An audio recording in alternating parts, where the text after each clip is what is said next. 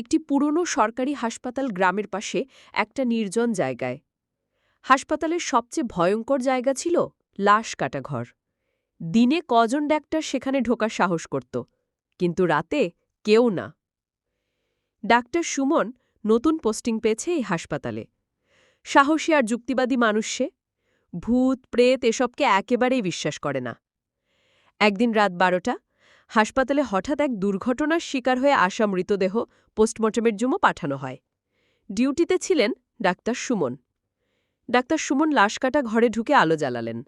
ঘরের বাতি কাঁপছে, একটা হালকা শীতল হাওয়া বইছে, অথচ জানালা বন্ধ। সুমন গ্লাভস পরে মরদেহে ছুরি চালাতে যাচ্ছেন, তখন হঠাৎ সে শুনল এক মেয়ের কান্না। মাঝারি বয়সী নারীর কণ্ঠ। আমার বাচ্চাটাকে ফেরত দাও, আমি মরতে চাইনি। চমকে ওঠে সুমন, চারপাশে তাকায়, কেউ নেই। আবার কাটতে যায়, তখন মৃতদেহে হাত একটু নড়ে ওঠে। সেভাবে নড়েছে মনে হয়েছে। আবার কাটতে গেলে এবার মৃতদেহের চোখ থেকে একটা অশ্রু গড়িয়ে পড়ে। ঘরের দরজা নিজে থেকে বন্ধ হয়ে যায়, আলো নিভে যায়।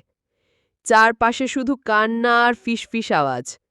তোর হাত রক্তে ভেজা, তোর হাত রক্তে ভেজা।